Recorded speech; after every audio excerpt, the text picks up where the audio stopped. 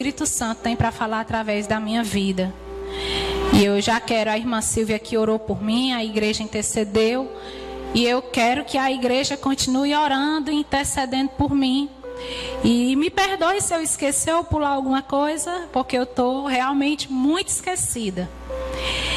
E daí eu queria que vocês abrissem a Bíblia de vocês. Quem não trouxe Bíblia, né, vai estar aqui escutando em 1 Reis, capítulo 19.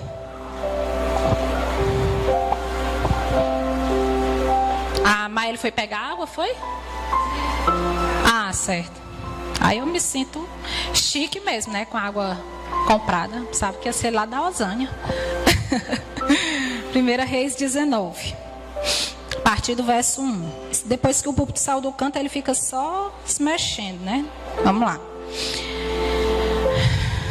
Ora, Acabe contou a Jezabel tudo o que Elias tinha feito e como havia matado todos aqueles profetas à espada.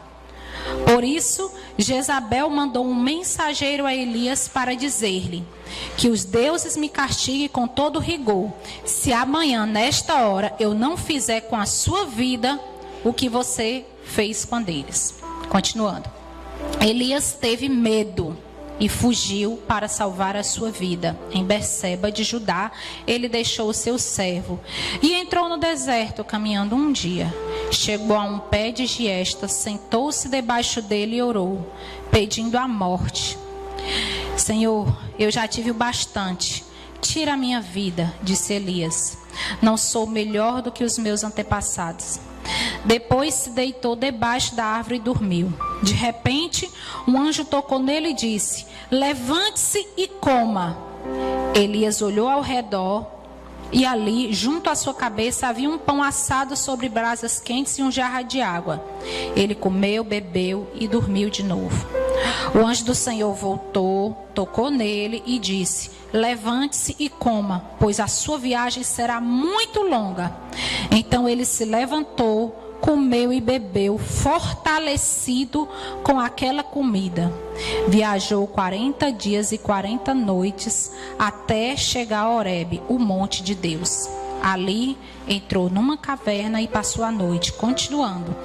E a palavra do Senhor veio a ele: o que você está fazendo aqui, Elias? Ele respondeu: tenho sido muito zeloso pelo Senhor, Deus dos exércitos. Os israelitas rejeitaram a tua aliança, quebraram os teus altares e mataram os teus profetas à espada. Sou o único que sobrou e agora também estão procurando me matar.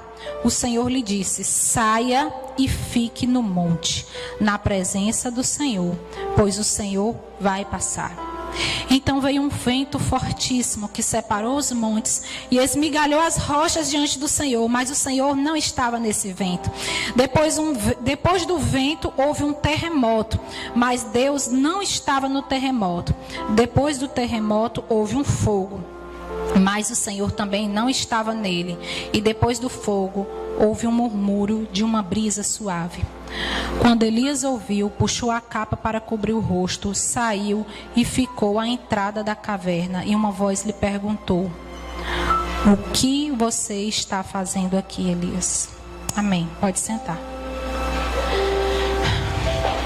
Senhor, nessa noite, mais uma vez, Pai, eu quero te pedir, Senhor, que assim como tu fez com Elias, que tu venha essa noite, Pai, derramar uma brisa suave aos nossos corações, Pai. Que tu venha derramar o teu Espírito Santo e trazendo a paz que excede todo o entendimento, Deus, para a minha vida e para a vida dos teus filhos que estão aqui essa noite, Deus. Em nome de Jesus, amém. Como eu havia falado para os irmãos, eu não tinha me preparado. Eu sabia que era eu. E eu orei e pedi a Deus vários temas de mensagem, vários capítulos. E aí eu me lembrei, elevo meus olhos para os montes e nada vinha na minha cabeça. E eu posso até dar um tema para essa mensagem de agora, porque eu acabo de vir de uma consulta e o médico falou uma frase que eu anotei. Quer dizer, eu gravei e anotei aqui quando eu cheguei. O médico disse assim para mim: O vale não é lugar de morada, e sim de passagem. Deus usou um médico para mim essa tarde, para que eu viesse compartilhar isso com vocês. E voltando para o trecho que nós acabamos de ler, de Elias, foi até mencionado aqui naquele culto do Setembro Amarelo que nós fizemos. E foi na hora que a Nauane estava encenando aquela dramatização. Eu li no primeiro culto um texto, e no segundo culto quem leu foi a Rayane. Aquele texto foi eu que fiz, viu? Elias, primeiro ele sofreu ameaça. É o primeiro ponto que eu quero destacar aqui essa noite com vocês. Elias, ele era um grande profeta do Senhor. Ele tinha acabado de derrotar profetas de Baal, profetas que queriam profetizar mentiras para o povo, profetas que queriam enganar as pessoas naquela época. E ele tinha derrotado mais de 400, uma só pessoa, um só profeta. Se a gente for falar aqui, mencionar em todos os milagres que Deus fez através da vida de Elias, foram inúmeros. Mas nesse exato momento, do capítulo 19, Elias ele estava fugindo porque ele estava sendo ameaçado. Ameaçado por quem? Por Jezabel. Jezabel prometeu matar ele.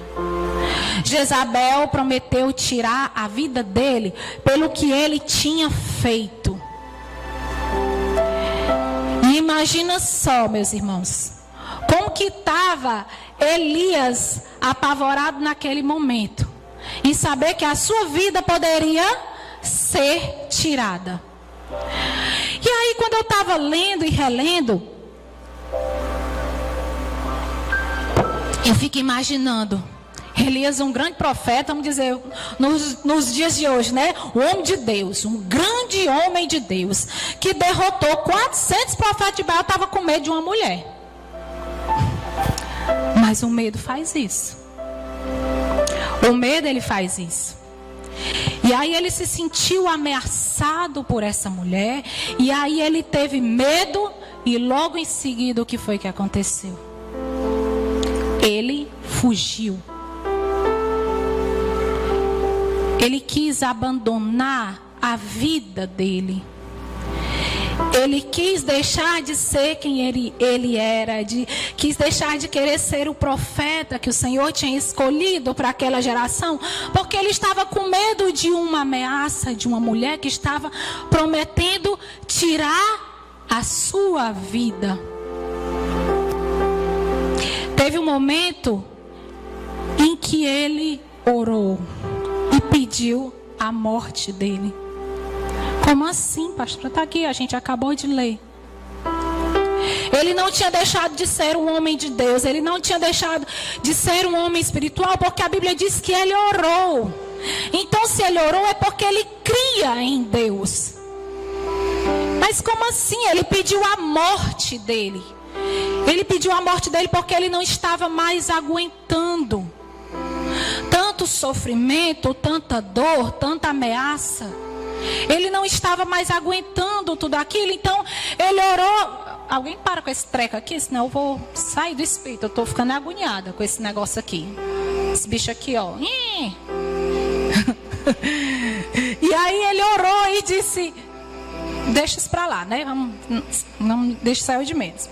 E aí ele orou e disse: Senhor, eu quero morrer. Ele estava endemoniado, meus irmãos? Estava não. Ele tinha deixado de ser crente? Tinha não. Tem momentos da nossa vida, como ser humano, como cristãos, em que a gente realmente deseja tudo isso. Em que a gente quer sumir. Em que a gente quer desaparecer. Em que a gente quer deixar de ser quem nós somos. Para dar um fim e um basta no sofrimento. Como eu falei para vocês, eu não tinha preparado nenhuma mensagem. Eu já tinha refletido nessa passagem aqui por diversas vezes. Eu já li. A gente conhece a história. E Elias, ele estava naquele momento, e nós podemos dizer que pelos sintomas, pelo que ele estava passando, quando o anjo chega para ele e diz: come e beba, levanta, Elias. O anjo chegava para ele e dizia: Elias, coma e beba. Ele tinha que alimentar sua carne, porque senão ele ia morrer. E a Bíblia diz o quê? Que ele comia, bebia e depois ele deitava para dormir. A gente pode afirmar que pelas suas atitudes de medo, de fuga, de comer, beber e voltar para dormir, fugir. A Bíblia diz que ele fugiu para o deserto. E assim como a gente se sente quando a gente não está bem com a nossa vida, com o que nós estamos vivendo no momento. E aí quando eu digo, o tema da mensagem é: o vale não é lugar de moradia, e sim apenas de uma passagem. É que eu quero que a gente reflita essa noite. Talvez você entrou aqui essa noite e você está vivendo um vale que nem você consegue identificar, que nem você mesmo consegue sair. E às vezes vem no seu pensamento: puxa, o que é que eu sou? Para que eu existo? O que é que eu estou fazendo aqui? E aí a gente se entrega naquele vale, a gente afunda naquele vale. Mas quando a gente lembra e temos a certeza daquele que nós temos crido, daquele que é poderoso para fazer muito mais do que aquilo que nós pedimos ou pensamos ou imaginamos, a gente tem a certeza de que o vale é só um momento, de que o vale é apenas um lugar de passagem. E muitas vezes Deus, ele está ensinando a você. Como Deus, ele está ensinando a tua vida. Porque depois disso tudo, depois que Elias ele se entregou naquele vale, que ele se isolou, e o anjo dizia: levanta, Elias, coma e beba. E ele comia, ele bebia e depois ele dormia novamente. E a Bíblia diz que depois o anjo veio novamente e disse: Elias, levanta, coma e beba, porque eu tenho algo grande para fazer na tua vida. Às vezes a gente acha que o grande que Deus tem para fazer na nossa vida é dar muitos bens materiais, é dar um carro do ano, é dar uma grande casa, é fazer uma grande viagem. Mas às vezes uma frase, um abraço, uma oração que tu faz na vida de uma pessoa é a grande obra que Deus tem para fazer na tua vida. Porque aquela pessoa, ela pode ser usada para outras e para outras. O profeta daquela geração, que era Elias, ele teve momentos sim de depressão, de tristeza, de fuga, de medo. Ele foi ameaçado por uma mulher. Ele não teve medo de 400 profetas, mas teve medo de uma mulher. Você está vendo como que acontece com a mente do ser humano? Às vezes a gente sofre tantas ameaças, tantas falas negativas, mas às vezes algo nos paralisa. E isso não é deixar de ser uma pessoa de Deus. Isso não é deixar de acreditar em Deus. Porque Elias acreditava, porque ele chegou e orou ao Senhor. E ele, com toda a sua fraqueza e humildade, ele orou e disse: Senhor, eu quero morrer, me leva daqui. Ele acreditava em Deus. E o Senhor disse: saia e fique no monte, na presença do Senhor. Havia sensibilidade no coração de Elias. Ele não se entregou totalmente.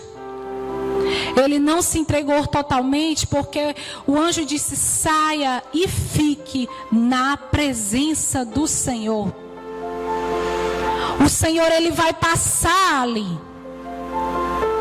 Se você está passando por momentos de luta, por momentos de vale, o que eu quero dizer para mim e para você essa noite: saia, saia, saia daí desse pensamento. É difícil, irmãos, é.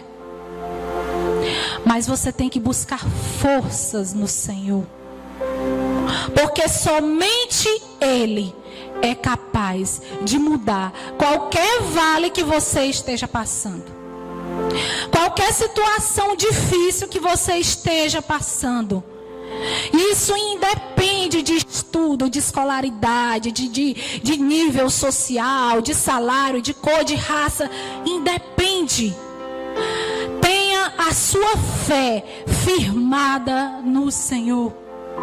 Nenhuma praga chegará à nossa tenda, porque o Senhor, Ele deu ordem aos anjos para nos proteger, para nos guardar de todo o mal. Nós podemos ser até atingidos, mas não seremos derrotados. As meninas estavam dançando aqui, eu até anotei: eu posso ser provado para ser aprovado. A Bíblia diz: no mundo tereis aflições, mas tende bom ânimo, eu venci e vocês também vencerão. No mundo todos nós teremos aflições. Quem aqui nunca teve aflição, levanta a mão. Todo mundo teve. Tem gente aqui às vezes manda uma mensagem para mim assim, eu respondo: tu tá com cara de aflita. A gente conhece, né? Sim, a gente já conhece as pessoas. Mas a Bíblia diz: tende bom ânimo. A gente precisa ter o bom ânimo. A gente também precisa dar um passo. A gente não pode se entregar. Nós não podemos nos entregar, porque o Senhor, Ele tem promessas grandes para a nossa vida. Eu escuto isso sempre, toda a igreja que eu vou, é a mesma história. O Senhor, irmão, creia, eu estou falando uma palavra profética. O Senhor tem coisas grandes para a minha vida e para a tua vida. Você pode dizer um amém? Amém? Diga: o Senhor tem promessa grande para a minha vida. O Senhor tem promessa. Comece a profetizar isso. O Senhor tem promessa grande para a minha vida. O Senhor, Ele tem promessa grande para a minha vida e eu não vou parar. Às vezes a gente espera tanta coisa de Deus, né? Elias, ele estava lá e de repente veio um vento forte e veio aquele rebuliço todo, mas não era o Senhor naquele vento forte. E depois veio aquele terremoto quebrando tudo. O Senhor não estava naquele terremoto. Sabe por quê? Porque o Senhor, Ele estava numa brisa suave. O Senhor, Ele se manifesta em sua multiforme graça de Deus, de forma que muitas vezes nós nem imaginamos, de forma que muitas vezes nós nem pensamos. Eu estou falando tudo isso porque eu tenho essa experiência. Eu tenho humildade para falar. Eu tenho humildade, consciência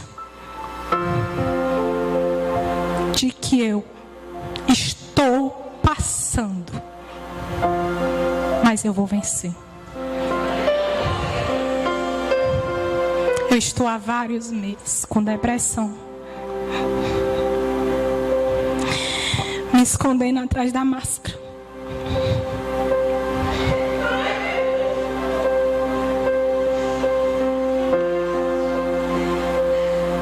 Mas Deus tem provido. Deus, Ele tem provido, irmãos. eu tenho tido tantas experiências com Ele. Tantas experiências. A minha fé, todos os dias, tem sido testada. Todos os dias.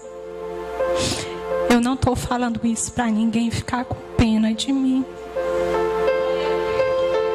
Eu quero que vocês continuem me amando, orando pela minha vida, porque eu sei que eu estou passando.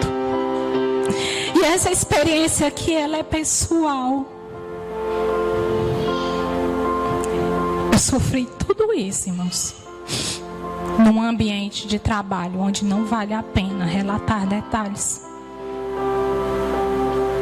Eu sofri ameaças morais. Depressão não é frescura. É uma doença. Não é demônio. E eu tenho humildade para dizer para vocês isso. Eu sofri ameaças. Me senti humilhada. Não na família, não na igreja, em outros ambientes.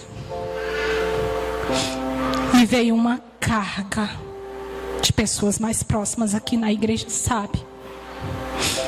Em que um dia antes do Dia dos Pais, eu recebi uma carga tão pesada que eu fui para a emergência. Irmãs, eu pensei que eu fosse morrer. Eu liguei de madrugada para os meus pais e disse: papai e mamãe, tragam um óleo, venham orar por mim, porque eu vou morrer. O meu corpo, eu não sentia nada. Eu não estou chorando de tristeza. Eu estou chorando porque eu sei o que eu passei e que eu estou bem agora. Meus pais, no Dia dos Pais, chegaram de madrugada na minha casa e oraram pela minha vida. As frases que eu ouvi, as falas negativas, elas ficaram muito tempo, ao ponto de eu sonhar. Eu sonhei com correntes, eu sonhei com demônios, eu desejei a minha morte.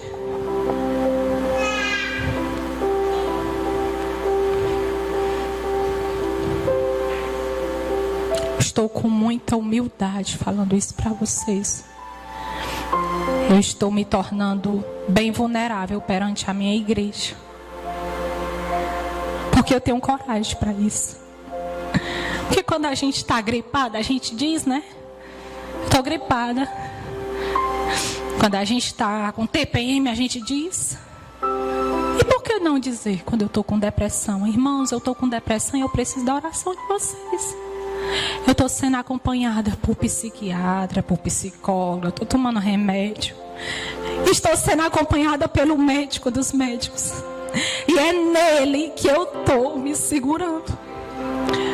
É nisso que eu estou, irmãos. Se não fosse a minha fé em Deus, eu já teria desistido. E às vezes é estranho você ver uma pessoa no púlpito de uma igreja, né? Uma pastora aqui, bonita, eu sei que eu sou bonita, viu, gente? Aqui, pregando para vocês. Como assim? Acho que ela está inventando. Peça perdão a Deus, irmão, se você está pensando isso, viu? E ore pela minha vida. Tá de besteira aí na sua mente.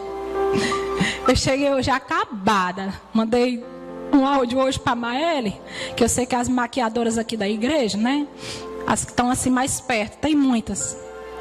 Aí eu mandei logo um para a Maeli e um para a Rayane para ver qual das duas respondia primeiro. Vem me maquiar que eu tô horrível. Eu tô feia, ainda mandei uma foto para a Rayane. Foi? uma foto. Olha como eu tô feia. Foi pro Calvin.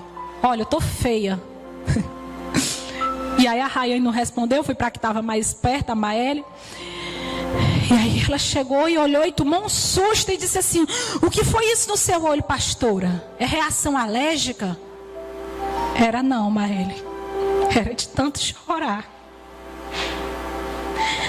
Desde ontem.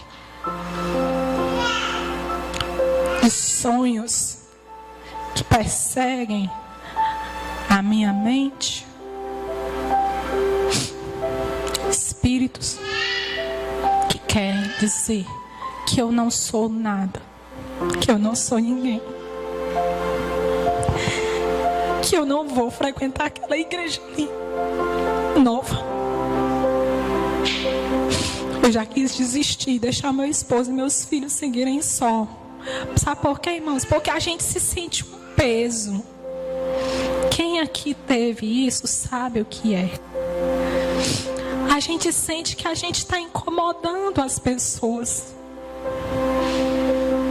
E que o melhor de tudo é a gente sumir para parar de dar trabalho. Quem aqui teve depressão sabe que a pergunta como você está lhe incomoda. Quem teve depressão sabe que quando a pessoa olha para você e diz você tem que levantar, isso dói e não é frescura, porque você recebe isso como uma carga de obrigação. Eu sei pessoas aqui na igreja que já tiveram isso, que tem isso, ou ansiedade. E a gente tem vergonha, né? Da mente do povo de dizer assim, ela está bem em pecado. Tô não, irmãos. Não tô.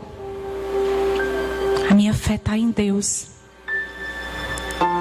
Se eu fosse confiar nas coisas que eu tenho, coitada de mim. Quando eu digo que isso independe da idade, da função que você exerce na igreja, do seu nível de escolaridade, classe social, isso independe. O povo pode olhar e dizer assim, ela é a pastora, eles estão fazendo uma mega igreja, eles têm 2 casas, têm 2 carros, têm filho, têm... Irmãos, isso não é nada. Ela tem um emprego. Irmãos, isso não é nada se a nossa fé não for firmada no Senhor. Porque se eu fosse confiar no que eu tenho, ou no que eu acho que eu tenho, ou que eu sou, eu já não estaria mais aqui. Mas todos os dias, o que me faz seguir em frente, sabe o que é? Essa brisa suave. Irmãos, todos os dias eu tenho sentido a brisa suave. E eu sei que é o Espírito Santo de Deus.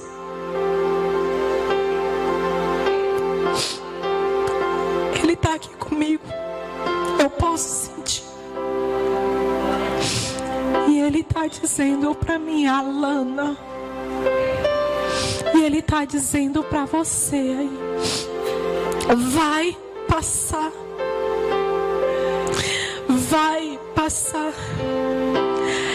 Eu venci. Vocês também vencerão.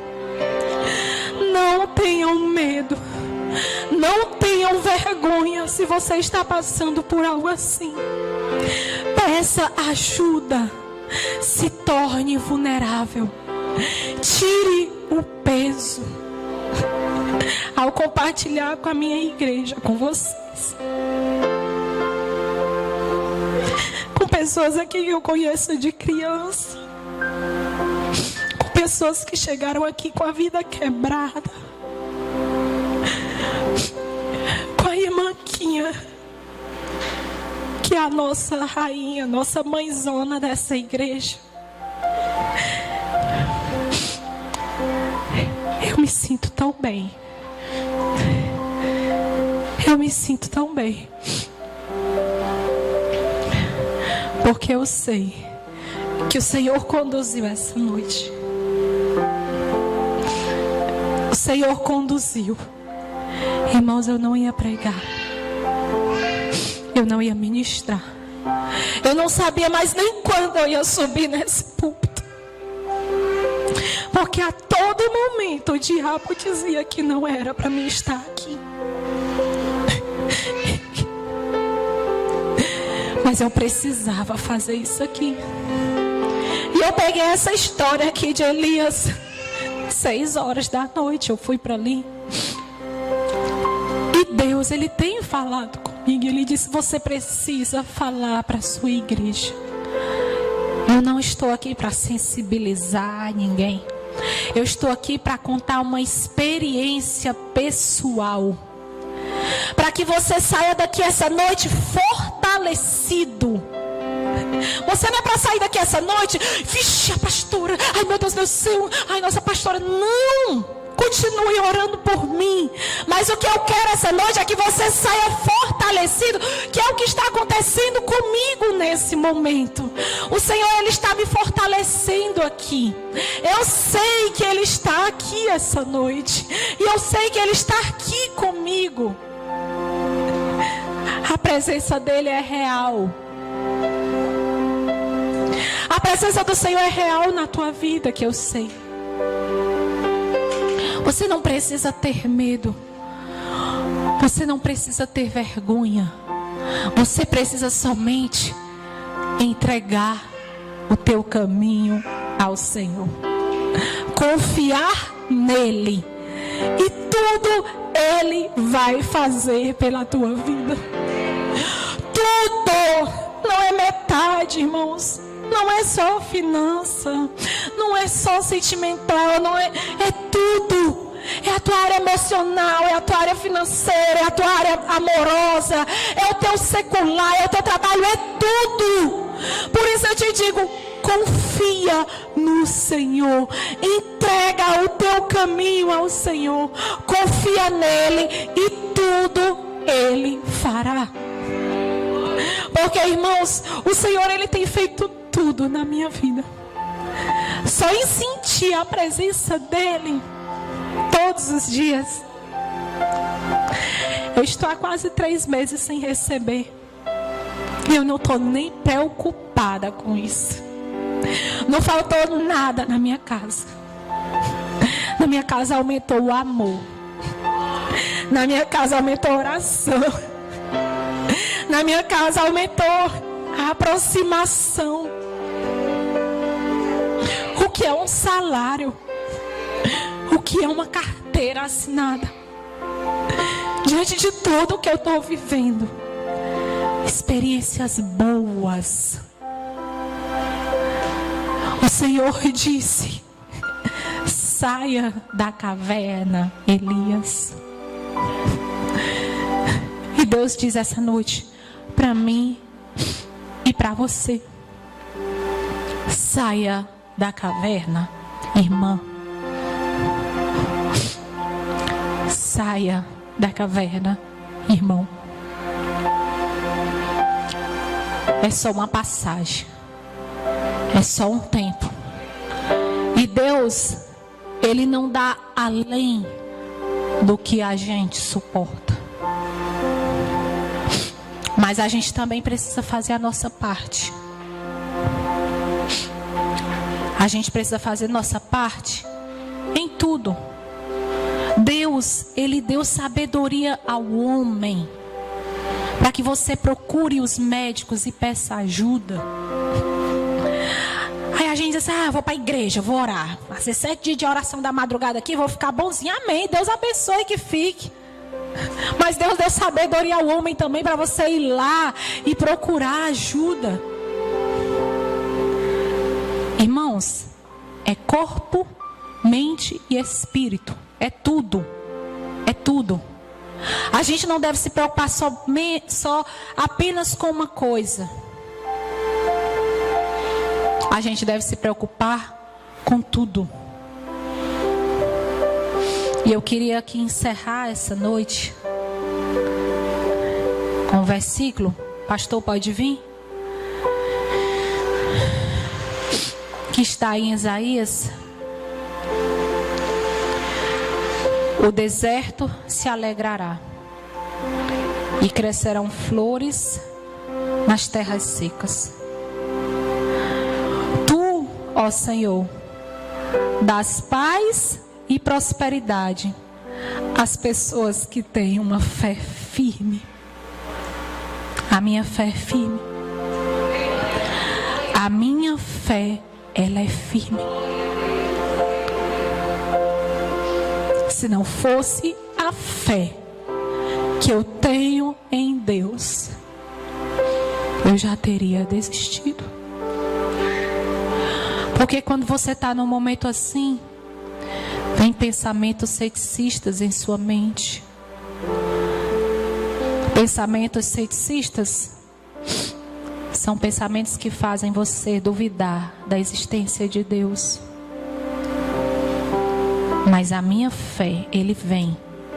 Os pensamentos vêm, mas eles não ficam. Porque eu não deixo.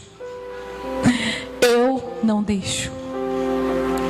Tu, ó Senhor, dás paz e prosperidade às pessoas que têm uma fé firme. As pessoas que confiam em Ti. Confiem sempre no Senhor, pois Ele é o nosso eterno abrigo. Sinta-se abrigado pelo Senhor essa noite. Se você está passando por algo assim, eu quero lhe dizer que vai passar.